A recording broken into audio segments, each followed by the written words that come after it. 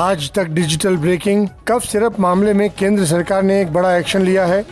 केंद्र सरकार ने समिति का किया है गठन। डॉक्टर वाई.के. गुप्ता की अध्यक्षता में समिति का गठन किया गया है। Standing national committee on medicine के वाइस चेयरमैन हैं वाई.के. गुप्ता। मंत्रालय का कहना है कि लैब की रिपोर्ट का इंतजार है।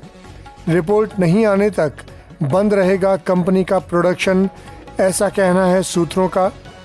कफ सिरप मामले में केंद्र सरकार ने लिया है बड़ा एक्शन।